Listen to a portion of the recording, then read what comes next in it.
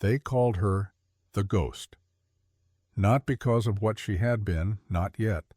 They called her that because she moved through the halls of Seattle Memorial Hospital like vapor, silent, unnoticed, a shadow in oversized scrubs that hung from her thin frame like borrowed skin. Sloan Merrick was 58 years old, though the fluorescent lights of the emergency department made her look older. The premature gray in her hair caught the harsh illumination, turning silver white against the sterile backdrop. Her hands, calloused and scarred, moved with an economy of motion that spoke of muscle memory older than most of the nurses on staff. It was 2:17 in the morning when the first humiliation came. The overnight shift at Seattle Memorial was a graveyard in more ways than one. The ER had settled into that peculiar quiet that exists between midnight and dawn when the drunks have been processed and the heart attacks haven't started yet. Sloan was on her knees in the west hallway mopping the floor for the third time that night.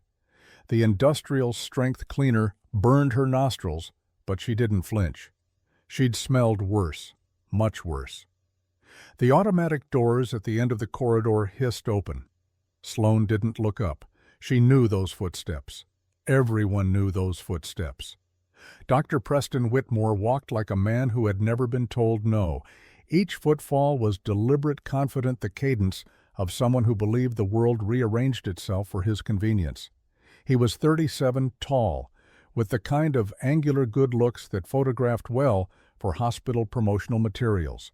Yale Medical School, surgical residency at Johns Hopkins, son of Senator Arthur Whitmore, whose campaign posters still dotted the state like a rash.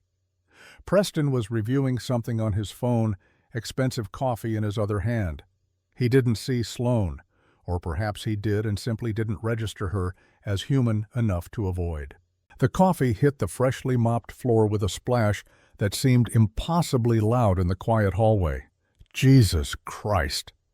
Preston stopped looking down at the spreading brown puddle as if personally offended by its existence. His eyes flicked to Sloan still on her knees, mop in hand. "Clean that up, Merrick, and get me another coffee. Venti, black, 2 sugars." He didn't wait for a response. The phone had already recaptured his attention. Behind him, 3 young nurses emerged from the break room, their 12-hour shifts just beginning. They watched the scene with the casual cruelty of the young who have never known powerlessness. One of them, a blonde whose name tag read Brittany, snickered. "Does she even speak English?" Brittany stage whispered. The other nurses giggled. Preston didn't correct them. He was already walking away, shoes leaving sticky footprints on the clean floor. Sloan remained motionless for exactly 3 seconds. Then she reached for the mop. Her hands didn't shake. They never shook. Not anymore. She had trained them to stillness in places where shaking meant death. In mountains where the temperature dropped to 20 below and frostbite claimed fingers that couldn't maintain their grip. In deserts where the heat created mirages and the only way to thread an IV into a collapsing vein was to become stone. She mopped the coffee, wrung out the mop, mopped again. When the floor was clean, she stood. Her right leg gave that familiar hitch, the slight catch in her hip, that she'd learned to exaggerate just enough to seem frail. Let them think she was broken. Let them think she was old. It was safer that way. The coffee station was in the physician's lounge, a space that smelled of leather furniture and entitlement. Sloan moved through it like a ghost indeed, pouring the venti black, with 2 sugars into a cup that probably cost more than her hourly wage. She didn't spit in it, though the thought crossed her mind. She had more discipline than that.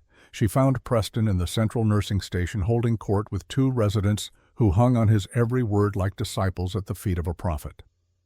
"The problem with night shift nursing," Preston was saying, not bothering to lower his voice, "is that you're dealing with the bottom of the barrel, the ones who couldn't hack it on days, the ones who—" He stopped as Sloan approached, setting the coffee on the counter beside him. "Took you long enough," he said. He didn't say thank you. Men like Preston Whitmore didn't thank ghosts. Sloan turned to leave. "Wait." Preston's voice stopped her. "Before you go back to whatever it is you do, I need you to restock the trauma bays. Bay 1 is low on saline. Bay 2 needs gauze. Can you handle that, or do I need to explain what gauze is?" The residents laughed. Dutiful, trained. Sloane looked directly at Preston for exactly 1 second, just long enough to let him see that she had heard. Not long enough to be insubordinate. "Yes, doctor," she said. Her voice was low, flat. The voice of someone who had learned that emotion was a luxury. She restocked the bays. They were already stocked. She had done it at the start of her shift, the way she did every shift, because she had learned in places where supplies meant survival that you checked everything twice. But she restocked them again, knowing that Preston would check, and knowing that he would find some reason to be disappointed. It was 3:32 when she proved her competence, and 3:33 when it was ignored. Bed 12 held a man named Ronald Patterson, 63 years old. Post-operative day 2 following an appendectomy. Simple procedure, routine recovery. He should have been fine. Sloane was passing his room when she heard the change in his breathing.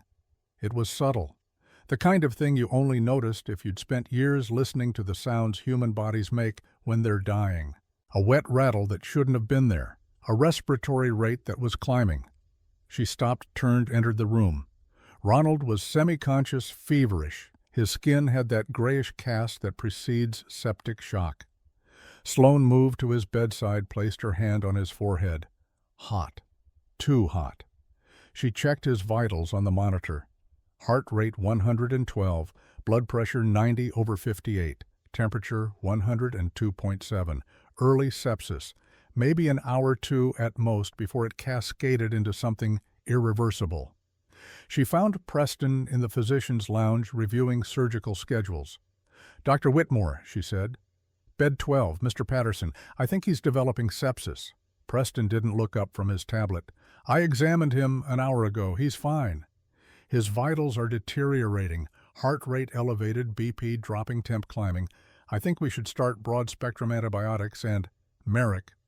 Preston finally glanced at her, and his expression carried the particular brand of condescension reserved for subordinates who don't know their place. "I appreciate your enthusiasm, but I'm a board-certified surgeon. I examined that patient. He's fine. You're being paranoid." "Doctor, I really think—" "What you think," Preston interrupted, "is irrelevant. You're a nurse, a night shift nurse who mops floors. I'm a surgeon. I went to Yale. Do you know what Yale is, Merrick?" Behind him, the two residents from earlier had materialized, drawn by the scent of conflict. They watched with the same cruel amusement as the nurses in the hallway. Preston stood walking toward Sloane until he was close enough that she could smell his expensive cologne. "Stay in your lane," he said, each word precise and cutting. "Maybe if you spent less time playing doctor and more time doing your actual job, mopping, restocking, fetching coffee, this hospital would run more efficiently." "Are we clear?" Sloane held his gaze, really looked at him, saw the insecurity hiding behind the arrogance, saw the man who had probably never been the best at anything that money couldn't buy, saw the boy who had learned that volume and aggression could substitute for competence. She could have destroyed him, could have used words like scalpels, could have peeled back his ego in front of his disciples and shown them the hollow thing beneath. But she didn't. "Yes, doctor," she said, and she left. At 4:15 in the morning, she found herself in the room of Sergeant Garrett Webb. The sergeant was 62 years old, though he looked 80. The street had aged him in ways that combat never had. He'd been admitted 3 days ago with a leg wound that had gone septic, the kind of infection that happens when you're sleeping in alleyways and your body's immune system has been compromised by malnutrition and exposure. The other nurses avoided him.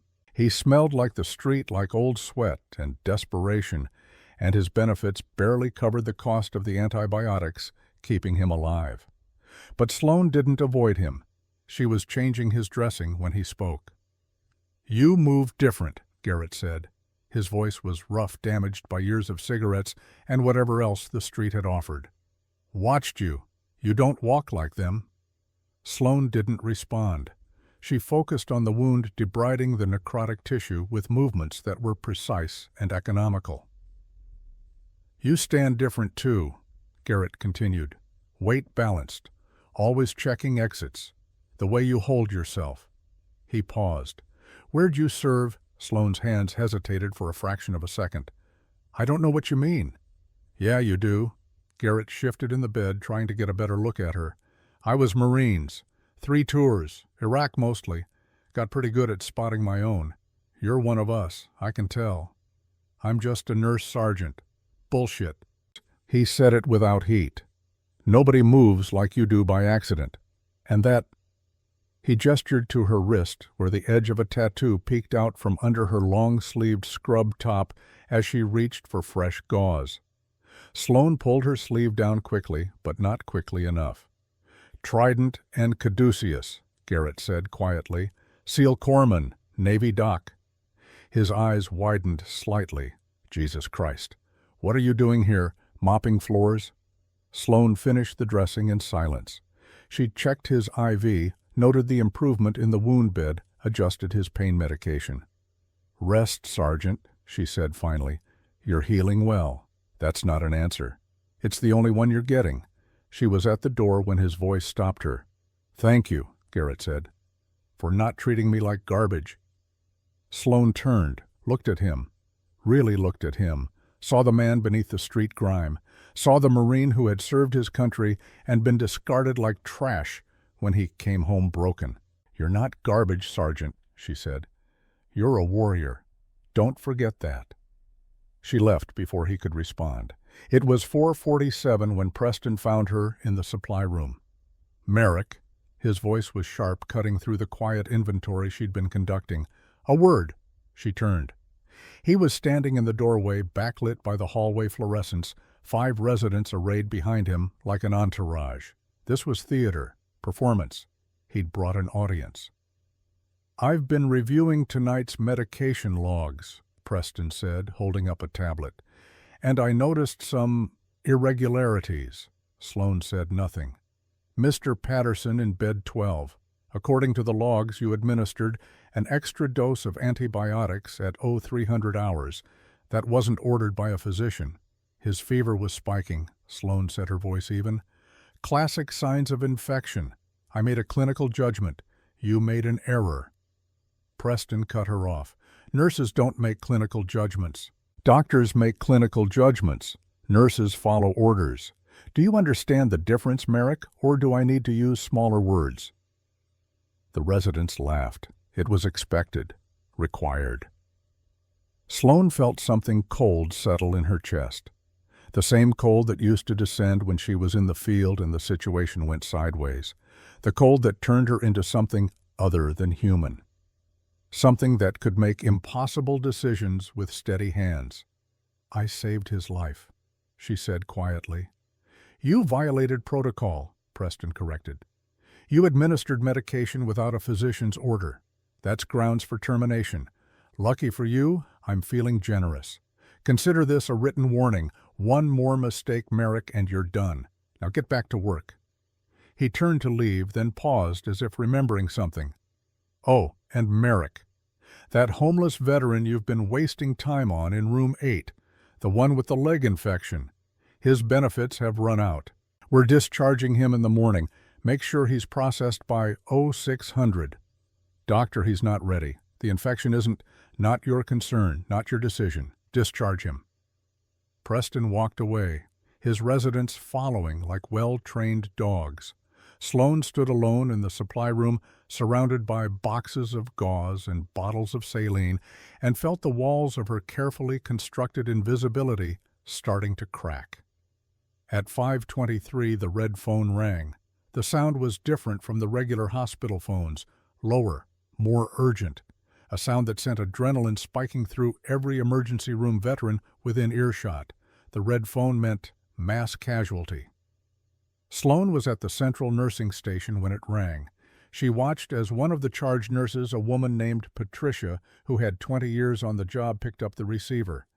Patricia's face went white. "Jesus," Patricia breathed into the phone. "How many?" Silence as she listened. Understood. ETA, more silence. "We'll be ready." Patricia hung up. Her hands were shaking. She turned to the assembled staff, 3 nurses, 2 residents, and Sloan. "Code Black," Patricia said, her voice unsteady. "Multiple casualties inbound. VIP convoy attacked on I-5. 12 patients. Mix of gunshot wounds and blast injuries. ETA 7 minutes." The emergency room transformed. Controlled chaos usually descended with practiced efficiency. But tonight something was different. The word VIP had everyone on edge. Security guards materialized from nowhere. The charge nurse was on the phone with administration. Residents scattered to prep trauma bays. Sloan stood still. She closed her eyes, breathed in for 4 counts, held for 4, exhaled for 4. Tactical breathing. The kind they taught special operators to manage stress. The kind that could drop your heart rate from 120 to 60 in 30 seconds. When she opened her eyes, the chaos had slowed. Not actually the laws of physics still applied, but her perception had changed. She could track individual movements, could see the residents grabbing equipment they didn't need, could see the nurses preparing bays that weren't properly set up for trauma. She moved. Bay 1 first.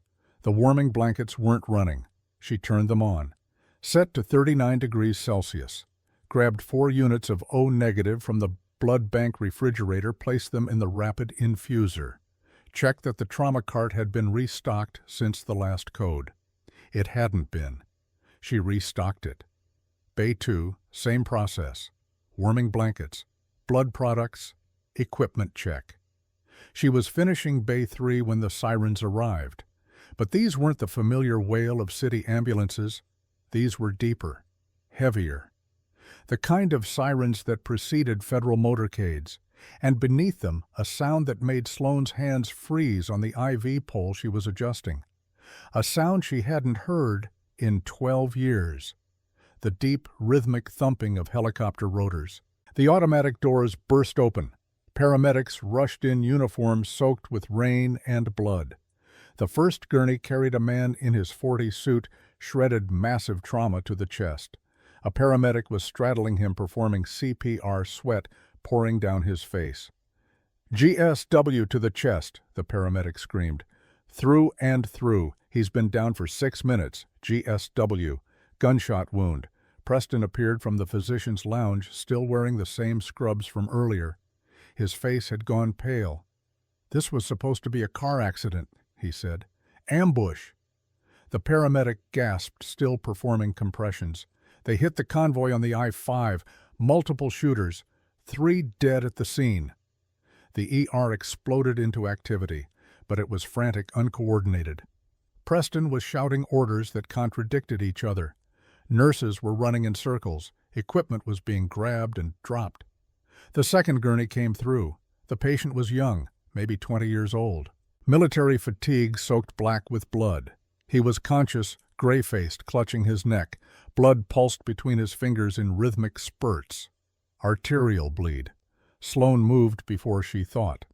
Muscle memory older than her current identity took over. She intercepted the gurney. "Gauze," she snapped at a frozen medical student. "Now." The student stared at her, paralyzed. Sloan grabbed a gauze roll from the crash cart herself, ripped it open with her teeth, shoved the student aside and pressed her fingers directly into the wound on the soldier's neck. The soldier thrashed, eyes wild with panic. "Look at me," Sloan commanded. It wasn't her nurse voice.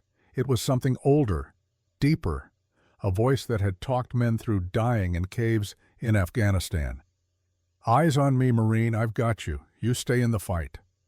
The soldier's gaze locked onto hers. He stopped thrashing. "Good," Sloan said, her fingers buried in his neck, feeling for the damaged vessel. "Good man. You're doing fine. Just breathe." "I need a hemostat," she called out. "Jugular's nicked." Preston was across the room, overwhelmed with the GSW patient. The other attending was dealing with 2 more critical patients from the convoy. No one was available. Sloan stared at the instrument tray. She knew hospital protocol. She knew the law. Nurses do not clamp arteries. It was practicing medicine without a license. It was grounds for immediate termination, possible criminal charges. She looked at the soldier. 20 years old, someone's son. He was fading, the light in his eyes dimming. Protocol or life? It wasn't even a choice. Sloan grabbed a hemostat.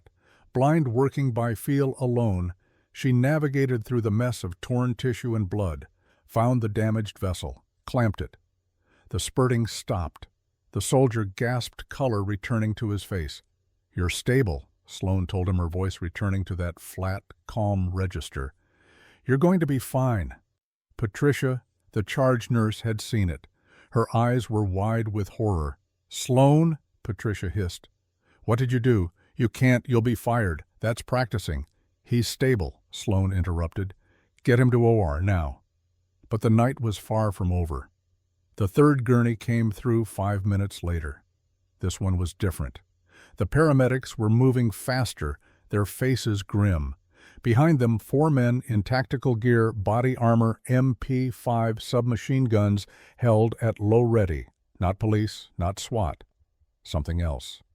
And on the gurney, barely conscious, was a young man with a face Sloan recognized from the hospital's donor wall. Ethan Whitmore, Preston's younger brother, 20 years old, Georgetown University student, the senator's golden boy. He had a piece of shrapnel the size of a deck of cards protruding from his left chest. His lips were blue. His breathing was labored shallow. Each breath a struggle. Tension, pneumothorax. Air trapped in the chest cavity, collapsing the lung, putting pressure on the heart. Minutes to live, maybe less. Preston saw his brother and froze. Completely froze. "Ethan," Preston breathed. "Oh God, Ethan." He stood there, doctor's training abandoned, reduced to nothing but a terrified older brother watching his baby brother die. Sloan assessed the situation in 2 seconds. Pneumothorax? Severe. Immediate intervention required. But there was more. Her trained eyes caught it. Ethan's abdomen was distended, rigid to the touch when she palpated quickly. Internal bleeding. The shrapnel had gone deep. "I need a 14-gauge needle," she said to the nearest nurse. "Now." Preston snapped out of his paralysis. "What? No. We need to get him to surgery.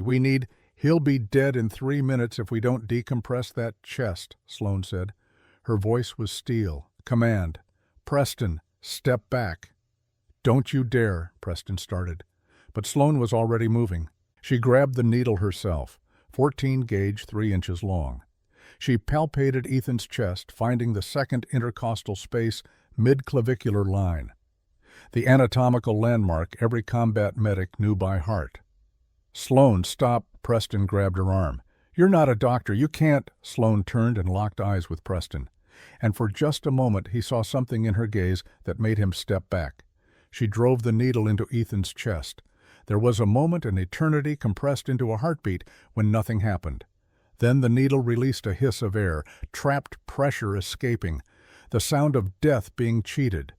Ethan gasped. A huge, shuddering breath. His lips went from blue to pink in seconds. But Sloan's hands were still on his chest, palpating. Her eyes narrowed. "His abdomen is rigid," she said loud enough for the trauma team to hear. "Distended. He's got internal bleeding.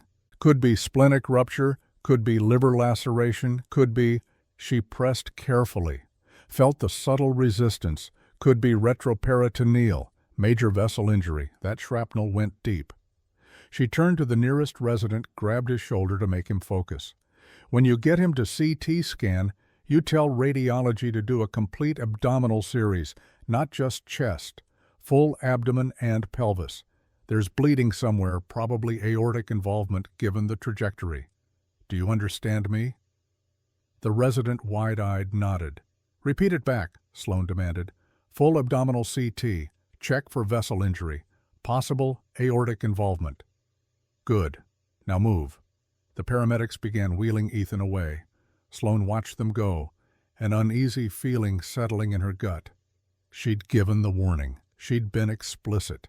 But in the chaos, in the fear of treating a senator's son, would anyone listen to the fired night shift nurse? Preston stood frozen, watching his brother disappear down the hallway. The room was silent. Everyone had stopped. Every doctor, every nurse, every technician. They all stared at Sloane standing in the middle of Trauma Bay 1, a bloody needle in her hand, having just performed a procedure that nurses were categorically forbidden from doing. Patricia broke the silence. "Sloane," she said quietly, "CEO's office, now." At 6:43 that morning, CEO Vincent Ashford called her into his office. The CEO's office was on the 5th floor, far removed from the blood and chaos of the emergency department. It smelled like expensive wood and old money. Vincent Ashford sat behind a desk the size of a small car, his silver hair perfectly styled despite the early hour. Preston was already there, standing beside the desk like a prosecutor preparing his case. His hands were still shaking slightly from the trauma of seeing his brother nearly die. "Ms. Merrick," Ashford said, not inviting her to sit, "Dr. Whitmore has filed a formal complaint. Multiple violations, practicing medicine without a license, insubordination, endangering patients." "I saved 3 lives tonight," Sloane said, including his brother. "You violated protocol," Ashford corrected. "You administered medications without a physician's order. You performed procedures outside your scope of practice. You've created a massive liability for this hospital." His brother would have died. "That's not the point." "That's exactly the point." Ashford's expression hardened. "Ms. Merrick, I'm not interested in your opinion. The fact is you've put this hospital at enormous legal risk. Dr. Whitmore's family is extremely influential. Senator Whitmore has already been in contact with our board. The optics of this situation are problematic." Sloane understood. The senator's son had been saved by a night shift nurse who had broken every rule to do it. That made the doctors look bad, made the hospital look disorganized, made powerful people uncomfortable. "You're terminated," Ashford said. "Effective immediately." Sloane didn't flinch. "You're firing me for saving a life." "I'm firing you for gross insubordination and practicing medicine without a license," Ashford corrected. "Security will escort you out. You have 10 minutes to collect your personal belongings." Preston, standing beside the desk, held Sloane's gaze. There was something in his expression, not quite guilt, not quite triumph, something uglier than both. "You should have stayed in your lane," he said softly. Sloane looked at him for a long moment. Then she reached up and removed her hospital badge. The photo showed a woman with tired eyes, graying hair, shoulders hunched to make herself smaller, the ghost they had created. She placed the badge on Ashford's desk. "I saved 3 lives tonight," she said quietly, "including your son, Dr. Whitmore. And I told your trauma team to check for internal bleeding. I gave them specific instructions. I hope someone was listening." She turned and walked out. 10 minutes later, Sloane stood at the employee exit, a small cardboard box in her arms, containing 12 years of accumulated possessions, a coffee mug, a spare pair of scrubs, a photo of no one in particular. It was raining, the Seattle kind of rain that was more mist than water, the kind that soaked you slowly, insidiously. She walked to the bus stop 3 blocks away, set the cardboard box down on the bench, sat beside it. The rain intensified. The cardboard began to soften, to sag. Sloane stared at the hospital in the distance, at the lit windows of the emergency department where, right now, the lives she had saved were continuing. The soldier with the jugular bleed, Mr. Patterson whose sepsis she had caught early, and Ethan Whitmore. If they'd listened to her warnings, if they'd checked for the internal bleeding, she had saved them all, and she had been punished for it. The rain ran down her face. She didn't wipe it away. She was invisible again. Not a ghost, just gone. And then, in the distance, beneath the sound of rain on pavement, she heard something. Faint at first. A tremor in the air. Sloane's head came up. Her posture changed. The sound grew. Not thunder, not traffic. Something else. Something that made her pulse quicken with recognition. The rhythmic beating of helicopter rotors growing closer with every second. Sloane stood slowly. The The cardboard box tipped over, spilling its contents onto the wet pavement. She didn't notice. Her eyes were locked on the sky above Seattle Memorial Hospital. And in that moment, sitting at a bus stop in the rain with everything she owned dissolving in a puddle, Sloan Merrick understood that her carefully constructed invisibility was about to end. The ghost was about to be resurrected. And Seattle Memorial Hospital Dr. Preston Whitmore in particular was about to learn what happens when you mistake silence for weakness. The sound grew louder, closer, undeniable. And Sloan did something she hadn't done in 12 years. She smiled. The matte black UH-60 Blackhawk broke through the low clouds like a predator descending on prey. No markings, no identification numbers, no insignia that would tell a civilian observer who operated it or why it was dropping toward downtown Seattle at 6:45 on a rainy morning. Just sleek military metal piloted by someone who had clearly landed in worse places than a hospital parking lot. Sloan stood at the bus stop 3 blocks away, rain-soaked and dismissed, and watched her past come roaring back to life. The Blackhawk didn't head for the hospital's rooftop helipad. That would have been protocol. That would have been normal. But whoever was flying that bird wasn't interested in protocol. The helicopter descended toward the main parking lot in front of Seattle Memorial's entrance. An impossible landing. There were light poles, parked cars, a landscaped traffic circle with a bronze statue of some long-dead hospital founder, but the pilot brought it down anyway with the kind of precision that spoke of combat experience, of landing in hot zones where 2 feet to the left meant rotor strike and catastrophic failure. The skids touched asphalt while the rotors were still at full power, creating a downdraft that set off car alarms and sent debris swirling in a maelstrom of wind and rain. The side door slammed open before the helicopter had fully settled. 6 men erupted from the interior like a tactical breach team hitting a hostile structure. They moved with fluid coordination weapons at low-ready scanning sectors with the automatic precision of operators who'd done this thousands of times. Naval special warfare combat gear, plate carriers loaded with magazines, helmets with night vision mounts, the tools of men who kicked in doors in countries most Americans couldn't find on a map. SEAL team operators. The lead man was massive, 6'4", 220 pounds of muscle and scar tissue packed into a frame that moved like controlled violence. His eyes swept the hospital entrance, the gathering crowd, the security guards who had frozen in place at the sight of armed military personnel in their parking lot. Sloan recognized him instantly. Torres Reeves. Call sign Hawk. She'd served with him in Afghanistan, had pulled shrapnel from his shoulder in a cave while mortar rounds turned the mountain above them into powder. He'd been a petty officer then, young, cocky, the kind of operator who ran toward gunfire because he genuinely believed he was immortal. He was a chief now. The rank insignia on his gear told her that. He'd earned it, probably in blood. Hawk's team spread out, establishing a perimeter with the automatic efficiency of men who'd done this in Fallujah, in Kandahar, in places whose names were still classified. Hospital security tried to approach. One of the SEALs held up a hand, the universal signal for stop or get shot. Security stopped. Hawk strode through the automatic doors into the hospital's main lobby, rain dripping from his gear, his presence filling the space like a physical force. His voice carried across the lobby, loud enough to cut through the shocked silence. "I need Sloan Merrick. Now. Where is she?" The lobby had gone completely silent. Patients in waiting room chairs, staff at the reception desk, everyone frozen by the sight of a heavily armed SEAL operator demanding someone by name. Patricia, the charge nurse from the ER, had come out to see what the commotion was.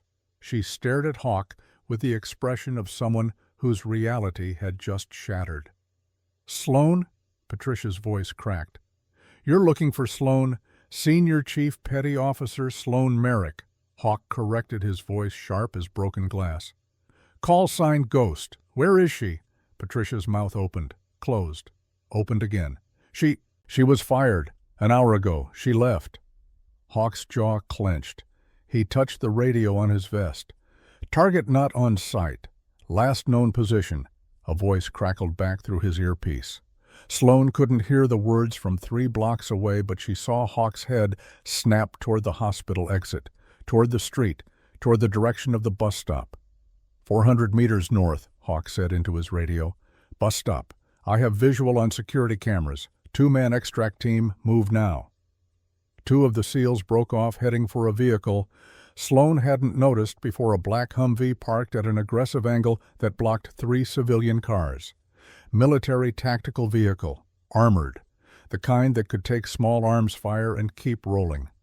The Humvee's engine roared to life with a sound that echoed off the surrounding buildings. Sloane watched it come. She should have run, should have disappeared into the Seattle morning, faded back into the invisibility she'd cultivated for 12 years.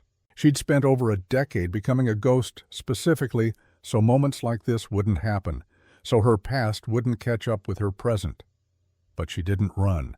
She stood in the rain watching the Humvee approach with lights that turned the wet street into a cascade of refracted color, and felt something inside her that had been dormant for 12 years start to wake up.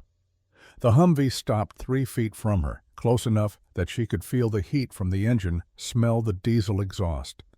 The passenger door opened. Hawk stepped out, and for a moment he just stared at her, really looked at her. His expression was complex relief and anger and something that might have been grief all mixed together. "Ghost," he said. Just that. Just her call sign from another life. Sloane held his gaze. "I go by Sloane now, Hawk. That other person is dead." "Bullshit." Hawk moved closer, rain streaming off his helmet. "We thought you were dead. After Kandahar. After you retired. You just vanished. 12 years ghost. 12 years, and you're here, mopping floors in a hospital. It's honest work. It's a waste." Hawk's voice had an edge now, real frustration. "You were the best combat medic the team's ever had. You kept my entire unit alive during the Maiwand operation. You performed a field amputation in a collapsed building under enemy fire while surrounded by Taliban fighters. And now, you're what fetching coffee for doctors who aren't qualified to carry your med kit." Sloane said nothing. Hawk stepped closer, close enough that he had to look down to meet her eyes. "We need you," he said, and the anger drained from his voice, replaced by something urgent, something desperate. "Right now, critical patient at Seattle Memorial. He needs you. Get the surgeons to do it. The surgeons are paralyzed. It's Senator Whitmore's son. High-profile patient. They're terrified to touch him." Sloane felt ice water dump into her veins. "Ethan Whitmore. You know him. I just saved his life an hour ago. Decompressed a tension pneumothorax. Then I got fired for it." Hawk's expression darkened. "Well, you need to save him again. Because something's wrong." Sloane's posture changed. The exhaustion, the defeat, the rain-soaked resignation, all of it burned away in an instant. "Tell me," she said. Her voice was different now. Command voice, the voice of someone who'd made life and death decisions in places where hesitation meant body bags. Hawk pulled out a tablet, rain beating on its protective case. He pulled up a timeline. 0530. He began reading from the screen. "Ethan arrives at the ER. Multiple trauma. You decompress the tension pneumothorax. He's stabilized." "I also told them to check for internal bleeding," Sloane interrupted. "His abdomen was rigid, distended. I specifically told the resident to order a full abdominal CT to look for major vessel injury." Hawk's jaw tightened. "Oh, 540? They rush him to CT scan. But the radiology department is overwhelmed. 12 patients from the convoy. The tech on duty focuses on what he can see: the chest trauma, the shrapnel. He clears the chest, says it's manageable, sends Ethan to recovery." "They didn't do the abdominal series," Sloane said. It wasn't a question. 0610, Ethan is in post-op recovery. Vitals are stable. Everyone thinks he's fine. 0635, his blood pressure starts dropping. Slowly at first, then faster. Nurses can't figure out why. They page the attending. 0650, they rush him back to CT emergency scan. That's when they find it. Hawk turned the tablet toward Sloan. The CT image showed exactly what she'd feared: massive retroperitoneal hematoma, blood pooling in the space behind the abdominal organs, and there barely visible a small irregularity in the descending aorta. The shrapnel nicked his descending aorta, Sloan said, her trained eyes reading the scan. Small tear, but it's been bleeding into his abdomen for over an hour, and now the tear is bigger. Hawk finished. He's lost 4 units of blood. The surgeons here won't touch him. Senator's son. They're terrified. They're waiting for a vascular specialist from Portland. ETA on the specialist. 90 minutes. Sloan looked at the CT scan, at the size of the hematoma, at Ethan Whitmore's vitals displayed in the corner, blood pressure 70/40 and dropping. He doesn't have 90 minutes, she said quietly. He has 8, maybe 10. I know. Hawk's voice was grim. That's why I came for you. Ghost, we've got a vascular surgeon on the line from Walter Reed. He says REBOA is the only option, but none of the attendings here have done it outside of simulation. They're too scared to try it on a senator's son. REBOA, resuscitative endovascular balloon occlusion of the aorta, a procedure designed for combat casualties with non-compressible torso hemorrhage. You thread a balloon catheter up through the femoral artery, advance it to the aorta, inflate it to stop the bleeding below the injury. Buy time for definitive repair. Sloan had done it 43 times, in caves in Afghanistan, in shot-up buildings in Kandahar, in the back of moving vehicles while under fire. 43 attempts. 43 successes. They fired me, Hawk, Sloan said. I walked out of that hospital an hour ago with a cardboard box. I'm done. You were never done. Hawk's hand came up, gripped her shoulder, the gesture of a teammate, a brother in arms. You were just waiting. And now the wait's over. That kid is going to die if you don't help him. So get in the Humvee and let's go remind those hospital bureaucrats what happens when they mistake a lion for a mouse. Sloan looked at his hand on her shoulder, at the rain running down his tactical gloves, at the determination in his eyes. She thought about Ethan Whitmore, 20 years old, someone's son, someone's brother. She thought about Preston standing in the CEO's office saying, "You should have stayed in your lane." She thought about 12 years of invisibility, of mopping floors, of being called Ghost for all the wrong reasons. And she thought about who she had been before she learned to hide.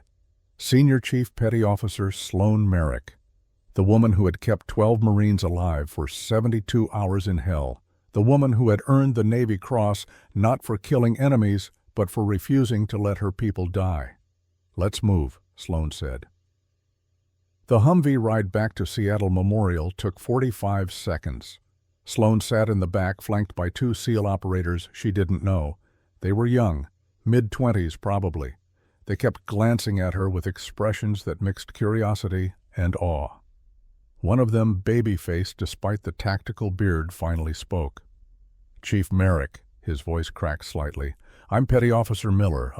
I studied your Kandahar operation at BUD/S. The instructors used it as a case study in combat casualty care under extreme conditions. What you did in that building? That's legend, ma'am." Sloan didn't respond. She was already mentally preparing for what came next, visualizing the anatomy, the femoral artery access point, the path the catheter would take, the landmarks she'd need to watch on fluoroscopy. The Humvee screeched to a halt at the hospital entrance. Sloan stepped onto the wet pavement, and for the first time in 12 years, she wasn't trying to make herself small, wasn't hunching her shoulders, wasn't hiding. She stood straight. 5'6", 130 pounds, soaking wet in scrubs 2 sizes too big, and she looked like she could walk through walls. Preston Whitmore was at the entrance. He'd come out when the Humvee arrived, probably to assert some kind of control over the situation, to remind everyone that this was his hospital. He saw Sloan and stopped dead. "You," he said, his voice strangled with disbelief, "you can't be here. You're fired. Security! Hawk stepped between them. Didn't touch Preston. Didn't need to. His presence alone was enough to make the doctor take 3 steps back. "Dr. Whitmore," Hawk said, his voice polite but carved from ice, "I suggest you step aside. This is my hospital. I'm calling the police. This is—" The lobby doors opened again. Admiral James Carson walked in. 58 years old, salt and pepper hair, trimmed to regulation, wearing the dress blue uniform of a 3-star admiral in the United States Navy. Ribbons covered his chest, testimony to a career spent in places where medals were earned in blood. Commander of Naval Special Warfare Command, the man who oversaw every SEAL team in the U.S. military. The crowd in the lobby went completely silent. Admiral Carson's eyes swept the space, assessed the situation in seconds, and landed on Preston. "Dr. Whitmore," the admiral said. His voice wasn't loud, but it carried the weight of absolute authority. "You will step aside. Immediately." Preston's face had gone pale. "Admiral, this woman was fired for saving your brother's life," Carson interrupted. "For performing combat medicine at a level that most surgeons couldn't match. For doing what was necessary while you stood there paralyzed." He took a step closer to Preston. "Chief Merrick is now operating under federal authority. She's a reactivated asset of the United States Navy. You will give her access to that operating room, or I will have you removed from this building. Are we clear? CEO." Vincent Ashford had appeared from somewhere, his expensive suit rumpled. "Admiral, with all due respect, this hospital has protocols. We can't just—" "Mr. Ashford," Carson turned to him with the same uncompromising stare, "Senator Whitmore's son is dying. He is dying because your staff is more concerned with liability than with saving lives. Chief Merrick has performed the exact procedure he needs over 40 times in combat. She has a 100% success rate. So here's what's going to happen. You're going to take us to the OR. Chief Merrick is going to save that boy's life. And then you and I are going to have a very long conversation about how this hospital operates." Ashford opened his mouth, closed it, looked at the SEAL operators standing in his lobby like an occupying force, looked at the admiral whose authority superseded anything in Ashford's civilian playbook. "This way," Ashford said quietly. They moved through the hospital like a tactical convoy, Admiral Carson in the lead, Hawk and his team flanking Sloan, hospital staff pressing against walls to let them pass. Sloan felt it happening with every step. The transformation, the shedding of 12 years of careful invisibility. Every footfall was different, purposeful. The limp was gone. The hunched shoulders were gone. The woman who mopped floors and fetched coffee was burning away, replaced by something older, something forged in fire. By the time they reached the surgical floor, she wasn't Sloan the night shift nurse anymore. She was Ghost. The OR prep room was controlled chaos. Ethan Whitmore was on the table unconscious, ventilated. Monitors screamed warnings. Blood pressure 68/35 and still dropping. Heart rate 158. The telltale signs of a body losing the fight. 2 surgeons stood near the wall arguing in heated whispers. A nurse was crying quietly. An anesthesiologist looked like he was about to vomit. Sloan walked in, and everything stopped. She moved directly to the table, placed her hands on either side of Ethan's head, checking pupillary response, then to his chest, palpating, then to his abdomen, still rigid, more distended than before, finally to his feet, checking distal pulses. "How long since his pressure started dropping?" Sloan asked. Her voice was calm, clinical, the voice of someone who'd done this in places where there was no backup, no hospital, no safety net. One of the surgeons, an older man with silver hair and kind eyes, answered. 22 minutes. We've given him 6 units of blood. It's not keeping up with the loss. Source, descending aorta. Small tear from the shrapnel. It's been bleeding slowly for over an hour. Now it's getting worse." Sloan nodded, looked at the CT scan displayed on the monitor, studied it with the trained eye of someone who'd seen hundreds of similar injuries. "The tear is expanding," she said.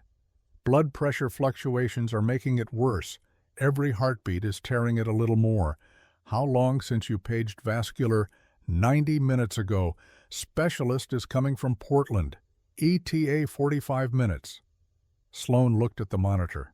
Blood pressure now 65/30. Heart rate 162.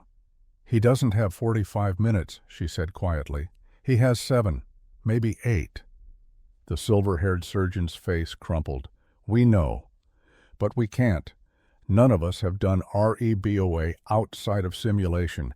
And he's a senator's son. The liability, the risk, Sloan interrupted, her eyes still on Ethan, is that he dies while you're worried about liability. She turned to face the surgical team. I'm Senior Chief Petty Officer Sloan Merrick. I've performed REBOA 43 times in combat. All successful. I can do this. But I need a team that will listen and execute. Can you do that, Doctor? The silver-haired surgeon looked at her, at the Admiral standing in the doorway, at Hawk and his team. Then he looked at Ethan Whitmore dying on the table. Tell me what you need, he said. Sloan felt the old rhythm take over, the combat mindset, where time became elastic and every movement had purpose. I need a REBOA kit. Zone 1 catheter, that's the 7 French with the compliant balloon. I need a guide wire, a vascular sheath, portable fluoroscopy unit. And I need 2 units of O negative running through a level 1 rapid infuser set to maximum rate. The team moved. Nurses scrambling for equipment, the anesthesiologist adjusting IV lines. Sloan scrubbed in the familiar ritual centering her. Soap, water, nails. The transformation of hands from human to instrument. When she entered the OR gloved and gowned, she was something else entirely. She positioned herself at Ethan's right side, the femoral artery access point.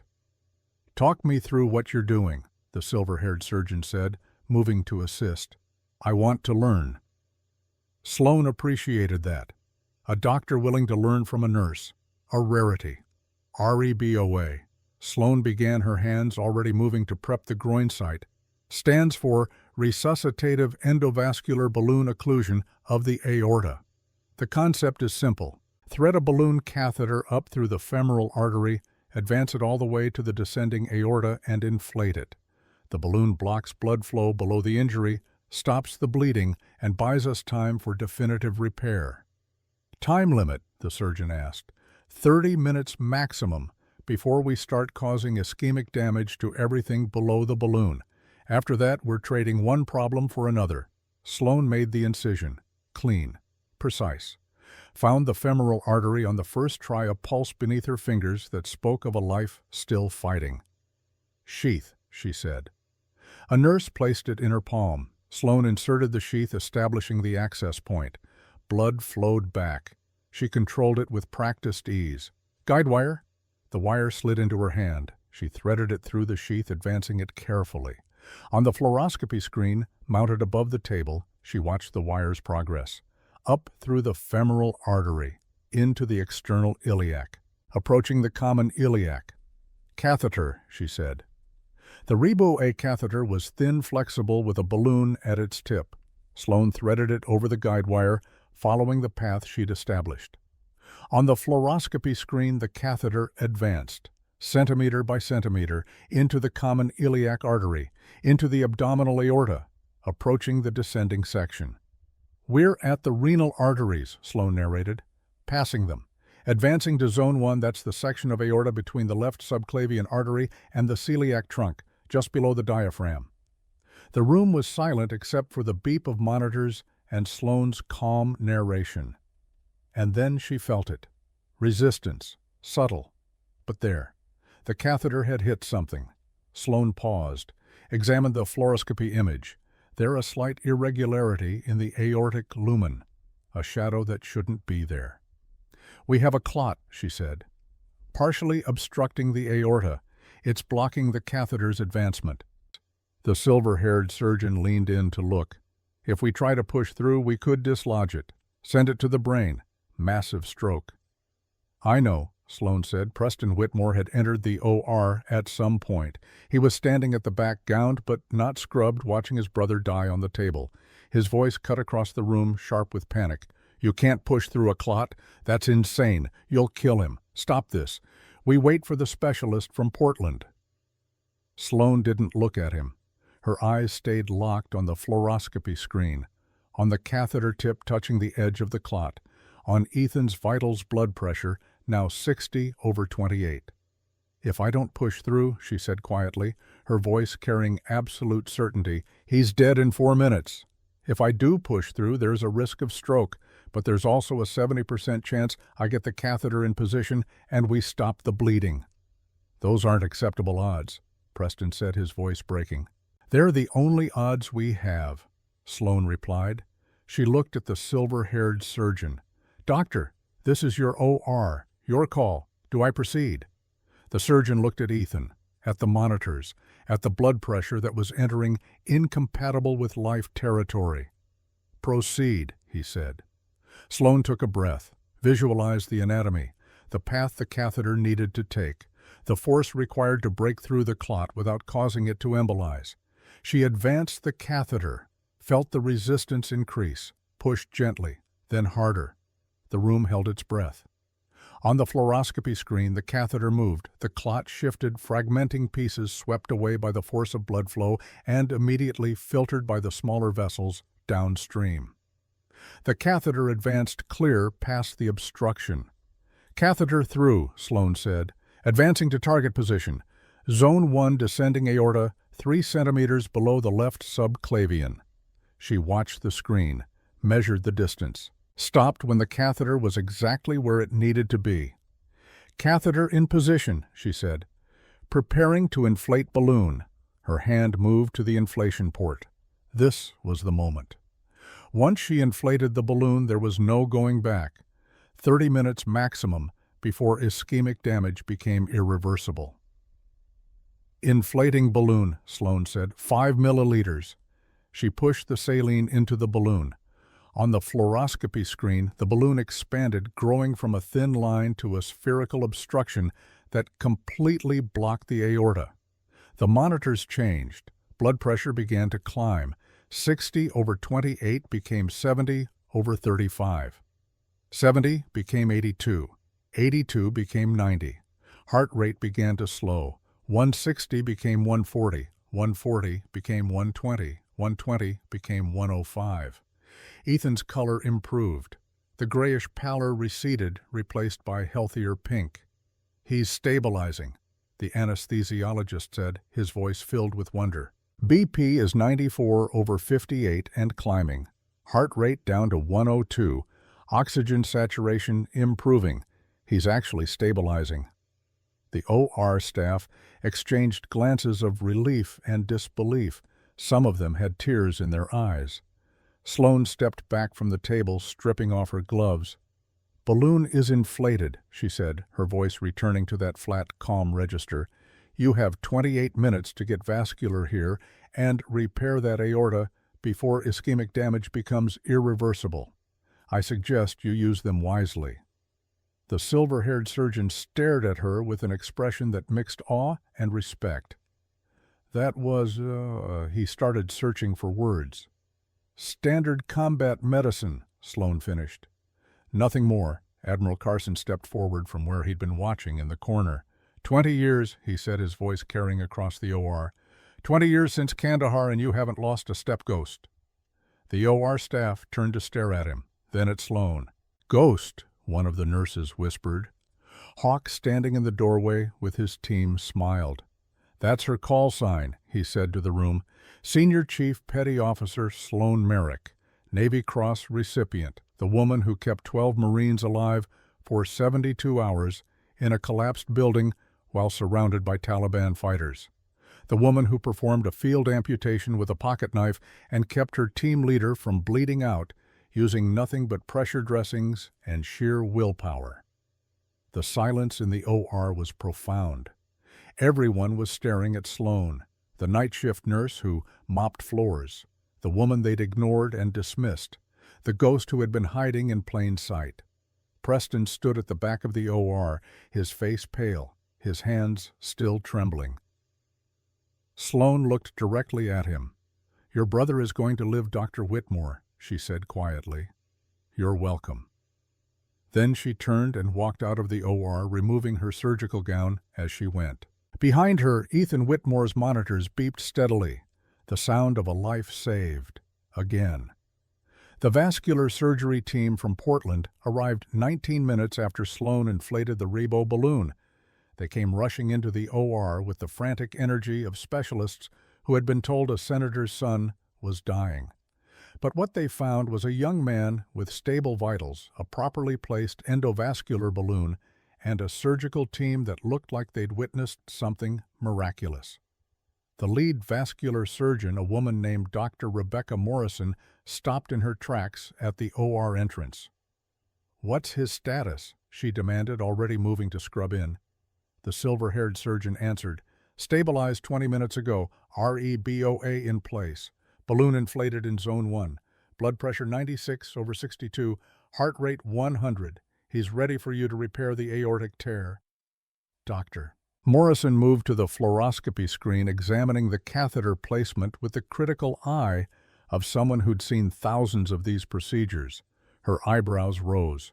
"This is perfect," she said. "Textbook placement. Who did this, Senior Chief Sloan Merrick," the silver-haired surgeon said. "Navy corpsman. Until this morning, she was working as a night shift nurse here." Dr. Morrison turned, looking around the OR for Sloan. "Where is she? I want to meet her. This kind of placement under pressure." "She left," the surgeon said, "after she saved your patient's life." Dr. Morrison looked back at the screen, at the perfectly positioned balloon, at the young man who would have been dead without it. "Well," she said quietly, "whoever she is, she just did my job for me. All I have to do now is repair the tear. She did the hard part." She turned to her team. "Let's prep for open repair. And someone find out who this Sloan Merrick is. I want to thank her personally." Admiral Carson found Sloan in the hallway outside the surgical wing, sitting on a bench designed for worried families. She'd changed back into her rain-soaked scrubs. The expensive surgical gown lay folded beside her institutional property she'd automatically returned despite no longer being an employee. "Chief," Admiral Carson said, sitting down beside her, "we need to talk." "About what, sir?" "About what happens next." What happened next was a convoy. 3 black SUVs pulled up to Seattle Memorial's main entrance within 15 minutes. The Humvee. The Black Hawk overhead, circling in a holding pattern, a show of force that made the hospital look like a forward operating base instead of a civilian medical facility. They assembled in the hospital's main conference room, a space designed for board meetings and donor luncheons. Oak table, leather chairs, paintings of Seattle's founding fathers on the walls. Now it held an Admiral 6 SEAL operators, CEO Vincent Ashford, Dr. Preston Whitmore, the hospital's chief of staff, the head of legal, and Sloan. Outside through the glass walls, the hospital's day shift was arriving. Word had spread faster than wildfire. Night shift nurses, who should have gone home, were lingering in the hallways. Doctors who had heard whispers were finding excuses to walk past the conference room. Everyone wanted to see what happened when the United States Navy occupied their hospital. Admiral Carson stood at the head of the table. He'd removed his combination cover, but the uniform alone commanded the room with the weight of authority that came from 3 decades of service. 3 stars on his shoulder boards, ribbons that told a story of combat leadership sacrifice, a naval special warfare trident that marked him as one of the Brotherhood. "Gentlemen," he began, his voice carrying that particular quality that made junior officers stand straighter and senior officers pay attention. "We're going to have a conversation about what happened here tonight, and you're going to listen, because what I'm about to tell you will determine whether this hospital continues to function normally or whether I make one phone call and turn this place into a federal investigation that destroys every career in this room." Vincent Ashford's face went pale. "Admiral, I don't think threats are—" "That wasn't a threat," Carson interrupted, his tone dropping to something colder. "That was a statement of fact. Now sit down and listen." Ashford sat. Carson turned to look at the growing crowd outside the conference room. Hospital staff were gathering pressed against the glass walls, watching.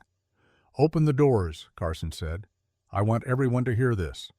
Hawk moved to the doors, propped them wide.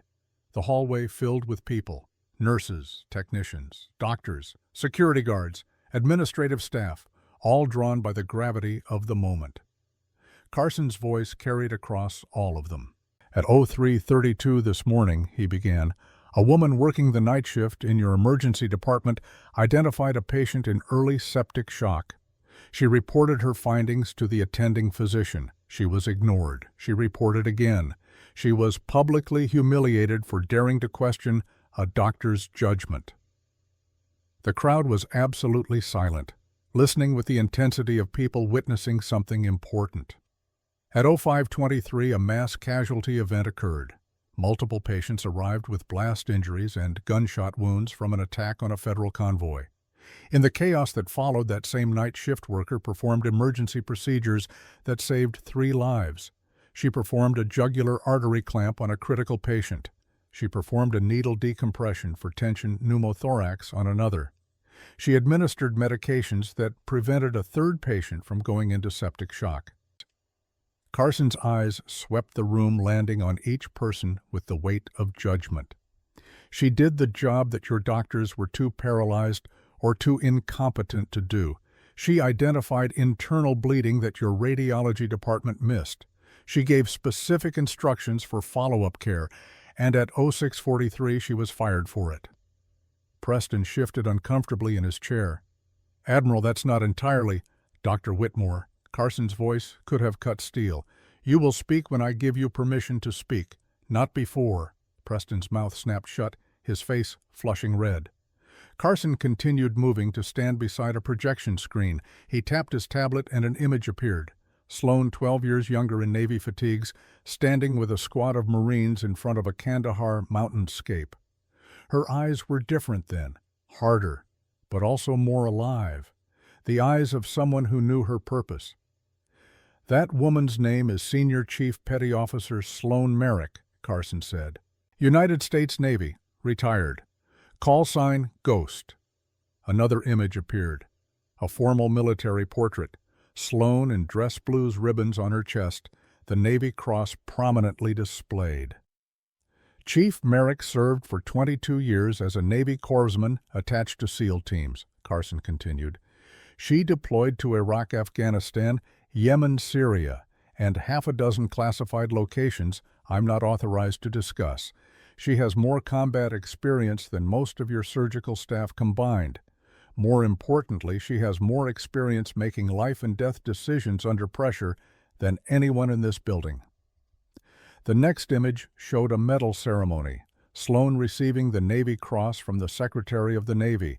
The citation was visible on screen, and Carson read it aloud, his voice filled with pride and respect. "For extraordinary heroism while serving with Marine Special Operations Team during combat operations in Kandahar Province, Afghanistan.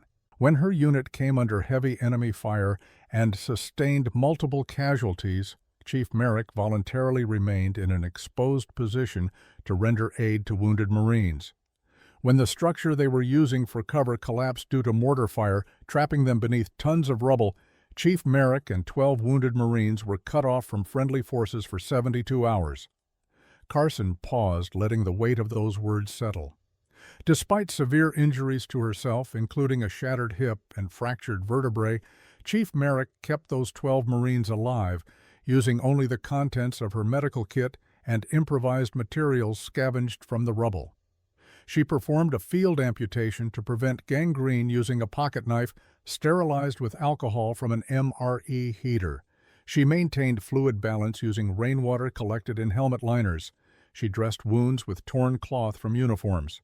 And when rescue forces finally reached their position 72 hours later, all 12 Marines survived. The silence in the hallway was so profound you could hear the ventilation system humming. People were staring at Sloan, at the woman in the oversized scrubs who had mopped their floors and fetched their coffee, at the ghost who had been invisible for 12 years, the woman who was a living legend. Carson advanced to the next slide. A timestamp from hospital records. This morning at 06:43, Dr. Preston Whitmore filed a formal complaint seeking Chief Merrick's termination. Carson said, his voice taking on an edge of barely controlled anger. The complaint cited violations of protocol practicing medicine without a license and insubordination. He zoomed in on the timestamp, 6:43 a.m.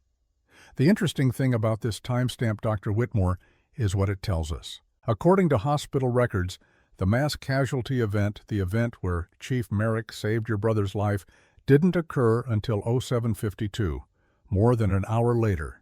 Gasps from the crowd, people turning to look at Preston with expressions ranging from shock to disgust. You filed to have her fired.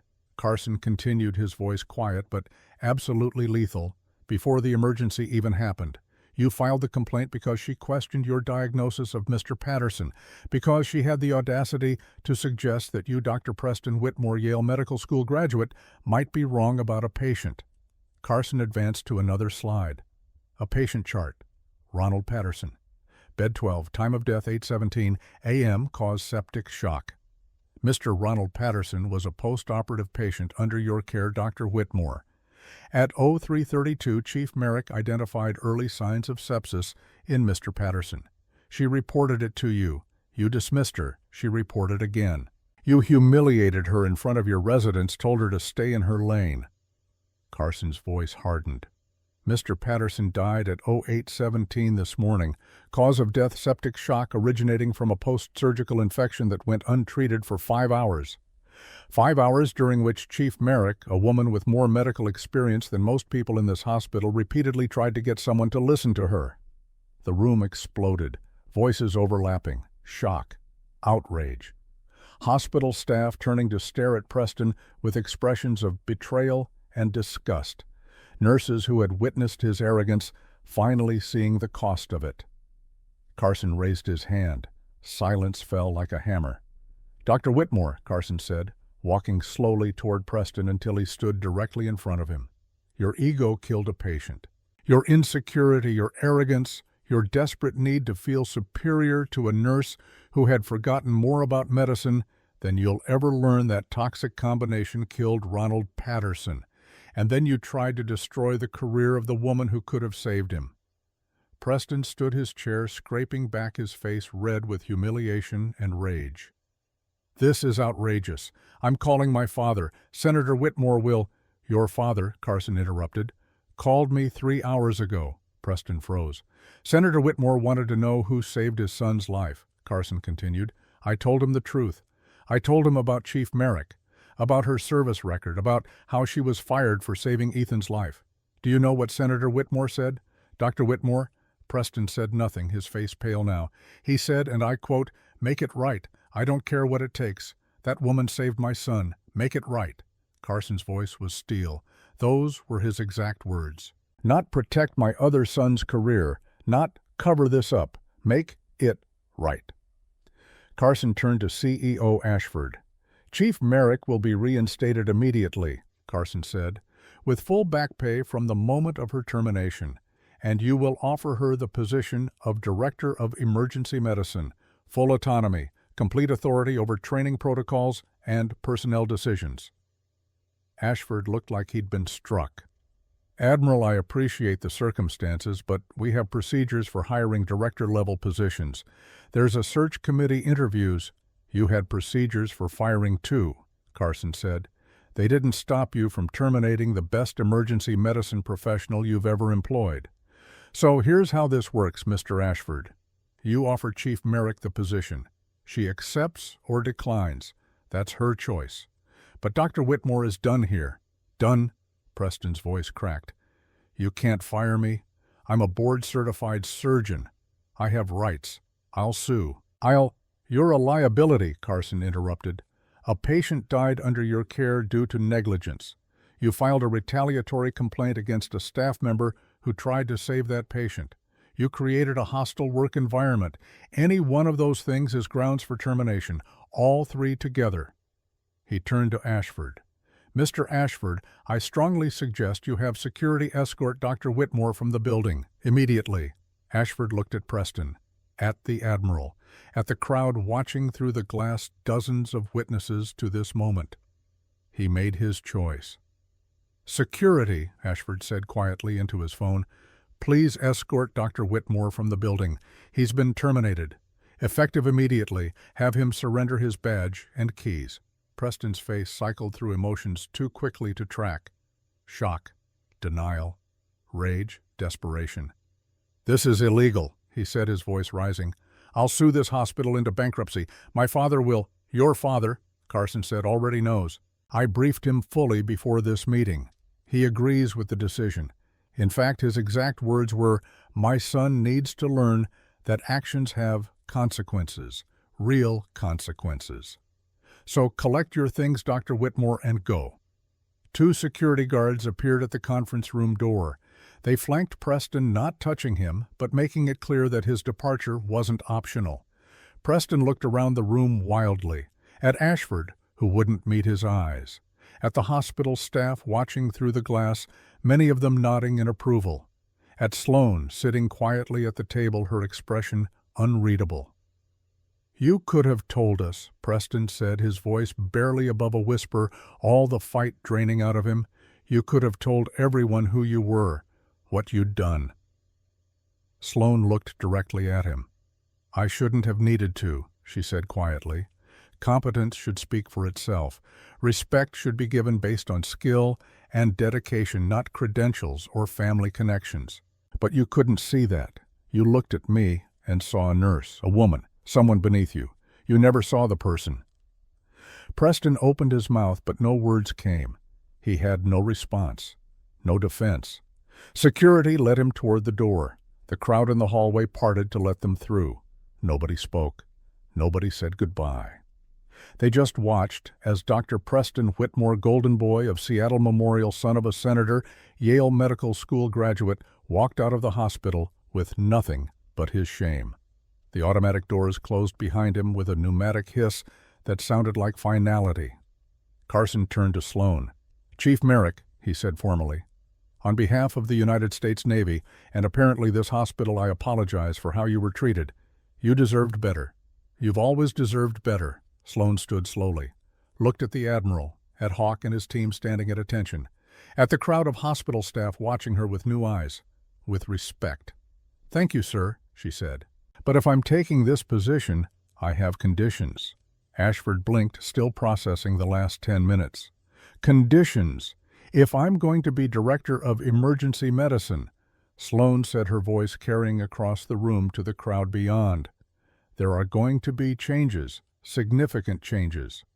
She walked to the head of the conference table, taking the position Carson vacated for her.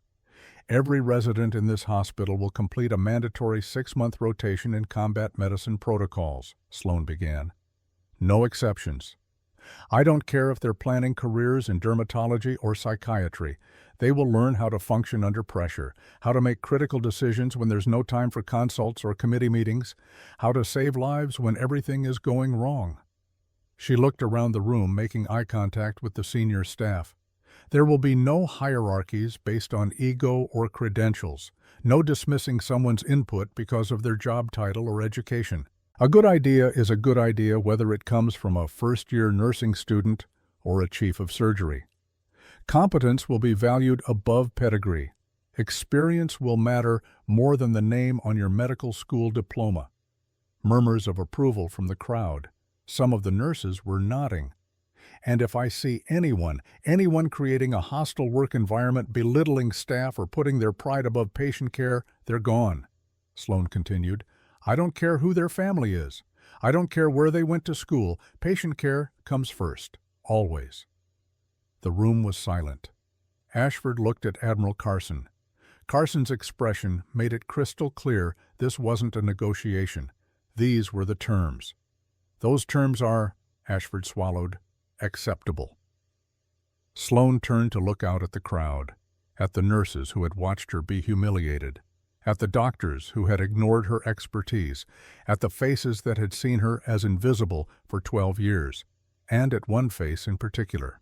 Sergeant Garrett Webb, standing at the back of the crowd in a hospital gown, leaning on a crutch, his leg heavily bandaged but healing. He was smiling, a real smile, the smile of a man who had just watched justice served. Sloan nodded to him. "Then I accept," she said. The crowd erupted in applause.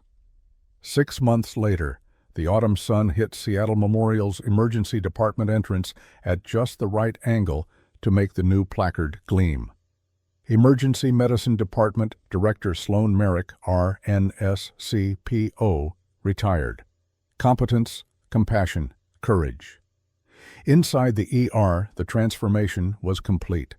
The changes had been subtle to outsiders, but to the staff who worked there, it was a different world, a different culture. The hierarchy had flattened. Nurses spoke up during rounds and doctors listened.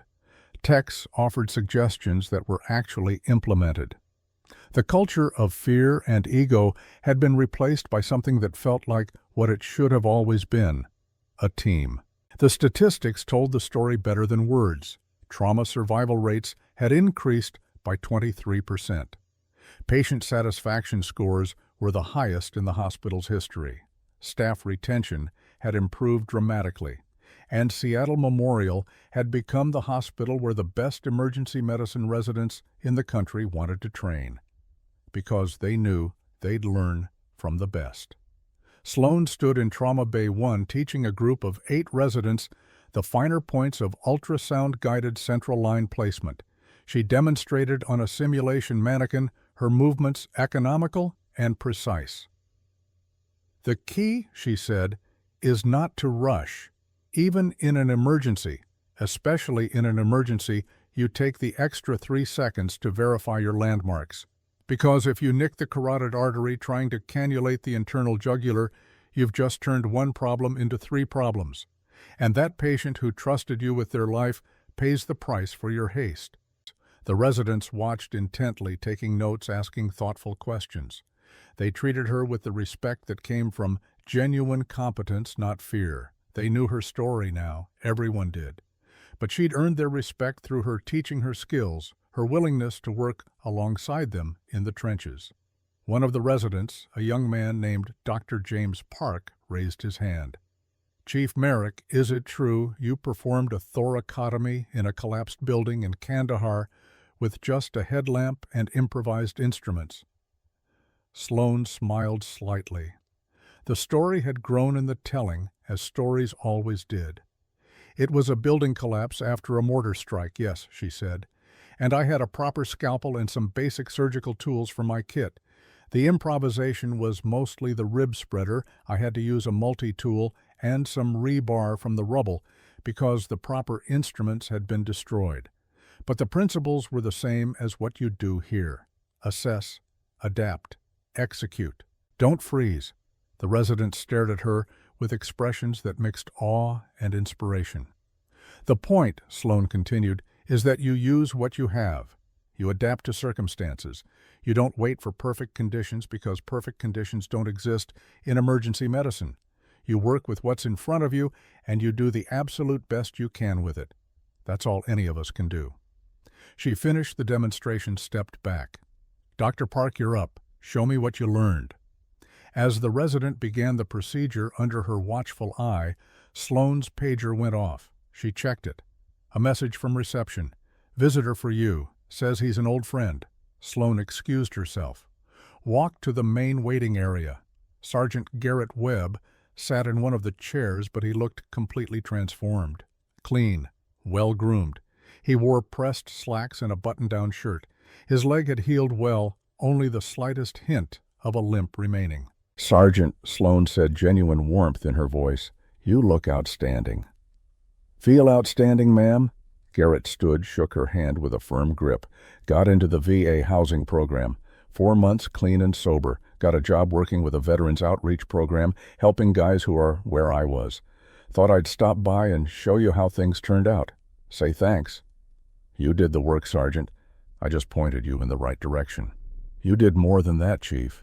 Garrett's eyes were clear, focused, alive in a way they hadn't been when she'd first met him.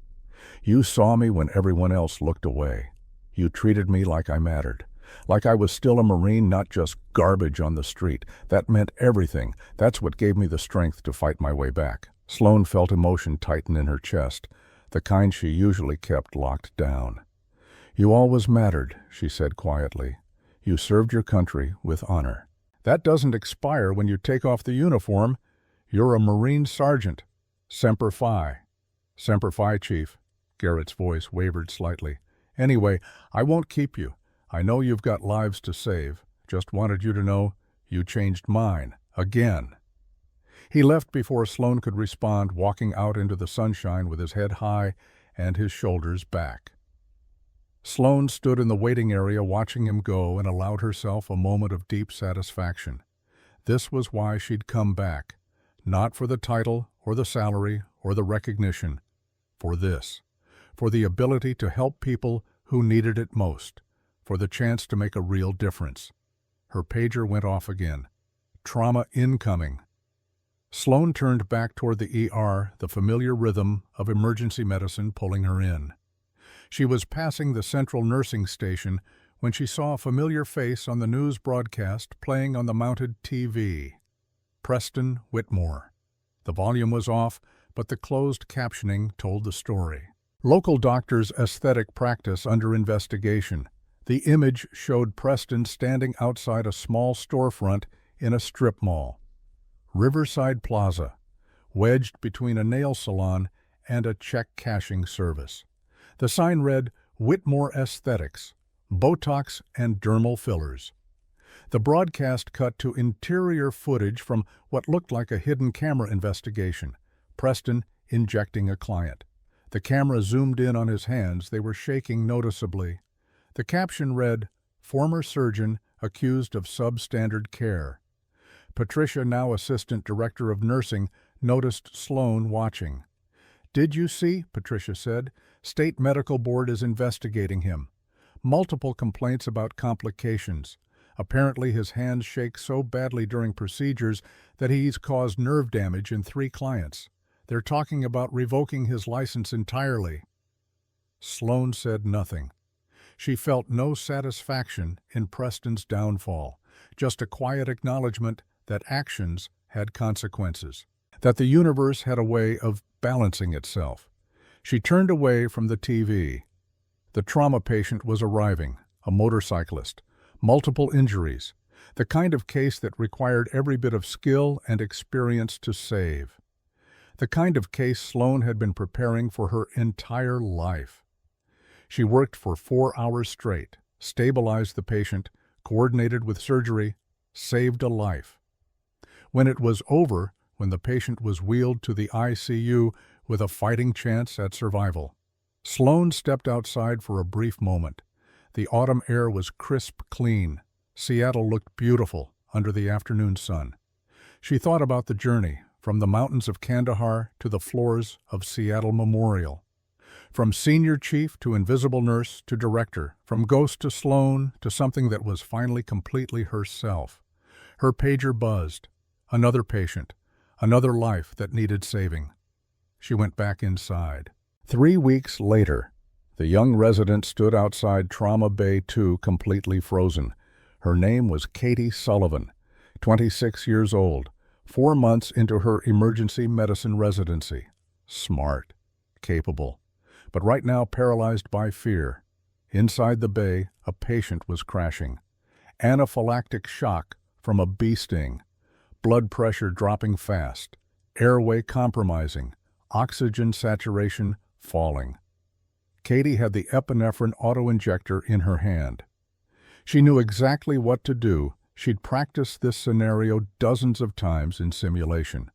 But her hands were shaking so violently that she didn't trust herself to administer the injection without causing harm. Sloane appeared beside her, materializing as she often did, quiet and present. "Talk to me, Dr. Sullivan," Sloane said. No judgment in her voice, just calm presence. I can't," Katie whispered, staring at her trembling hands. "Look at me. I'm shaking like a leaf. I'm going to hurt someone. I shouldn't be a doctor. I can't do this." Sloane looked at the trembling hands, looked at the fear in Katie's eyes. She'd seen this before in young operators and new medics, The moment when the weight of responsibility became real and crushing. "What's your name?" Sloane asked. Katie blinked, confused. "You know my name." "What's your name?" Sloane repeated, her voice gentle but firm. "Katie. Katie Sullivan." "Okay, Katie, look at me." Katie met Sloane's eyes, her own bright with unshed tears. "I'm going to tell you something," Sloane said. "Something nobody told me when I was starting out, and I wish they had. You know why your hands are shaking right now." Katie shook her head. "Because you care," Sloane said simply. "Because you understand that what you're about to do matters, that it's life and death. That someone's whole future depends on you making the right choice in the next 30 seconds. That's not a weakness, Katie. That's what makes you a good doctor. The day you stop shaking, the day this becomes routine, and your heart rate doesn't spike when a patient crashes, that's the day you need to quit. Because that's the day you've stopped caring." Katie's breathing steadied slightly, the words cutting through her panic. "Now," Sloane continued, her voice taking on that command quality, "you have a patient in there who needs you, not someone else. You. Because you're here, you're trained, and you're capable. Your hands might be shaking, but your knowledge is solid. Your training is solid. You know what to do. So here's what we're going to do together. You're going to take 3 deep breaths with me. 4 count in, 4 count hold, 4 count out. Combat breathing. It works. Then you're going to walk in there and save that person's life." "What if I mess up?" Katie's voice was small. "Then I'll be right beside you to fix it," Sloane said. "You're not alone, Katie. You're never alone in my ER. We're a team. We've got each other's backs. Always. Now breathe with me." They breathed together. In for 4. Hold for 4. Out for 4. Katie's hands steadied. Not completely, they still trembled slightly. "But enough." "Good," Sloane said. "Now let's go save a life." They walked into the trauma bay together. Katie administered the epinephrine with steady enough hands. The patient responded immediately. Blood pressure climbed, airway opened. Oxygen saturation rose, crisis averted. When it was over, Katie stepped back, the adrenaline crash hitting her hard. Her hands started shaking again, post-crisis tremors. Sloane put a hand on her shoulder, steady and grounding. "You did good," Sloane said simply. "Really good." Katie looked at her eyes, bright with emotion and relief. "How do you do it? How do you stay calm, no matter what happens? How do you make it look so easy?" Sloane was quiet for a moment, thinking about all the times she hadn't been calm. All the nights she'd woken up with her heart racing, reliving moments when she'd failed, when she hadn't been fast enough or skilled enough. The faces that haunted her dreams. "I don't," Sloane said honestly. "I just don't let anyone see it. And I remember why I'm here, to help people when they need it most. Everything else is just noise. The fear, the doubt, the shaking hands, that's all just noise. You filter it out and focus on the patient." Katie nodded slowly, processing. "Walk with me," Sloane said. They walked through the ER together, past trauma bays where lives were being saved, past the nursing station where the night shift was preparing to take over, past the supply rooms where Sloane had once hidden from the world when it got too loud, past all the places where Sloane had been invisible and was now seen. "You know what nobody tells you about this job," Sloane said as they walked. "They don't tell you that some days you're going to question everything. Your skills, your choices, your worth. They don't tell you that you're going to lose patience despite doing everything right, that you're going to make mistakes that haunt you for years." They reached the windows overlooking the ambulance bay. The sun was setting, painting Seattle in shades of gold and orange.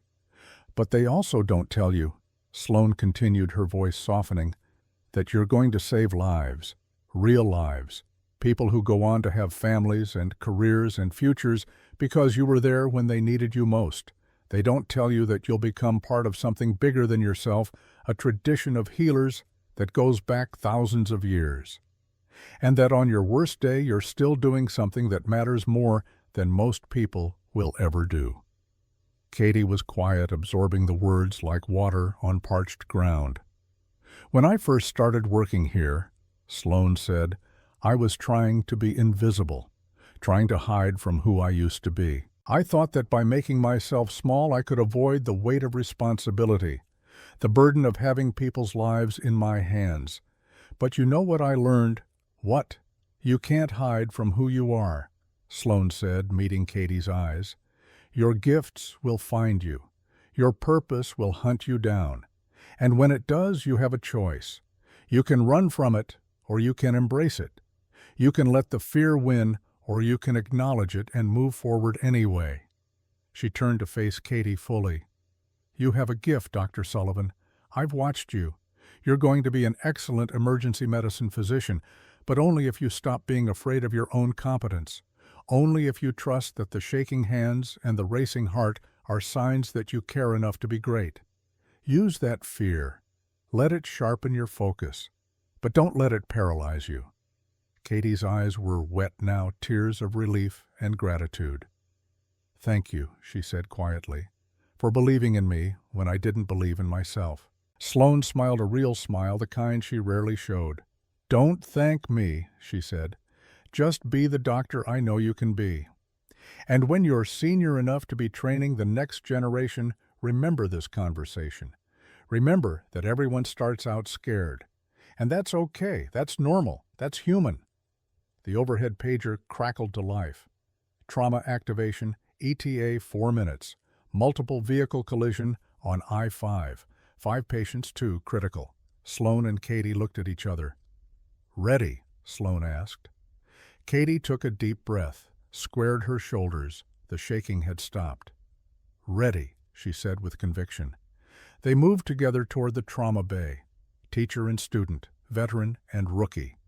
2 women who had learned that strength came from many places, from training and experience, from the willingness to face fear and move forward anyway, from knowing that competence mattered more than credentials, that respect was earned, not given, that the quiet ones, the overlooked ones, the invisible ones, they were sometimes the most powerful of all, not because they wanted to hurt anyone, but because they refused to let anyone die on their watch.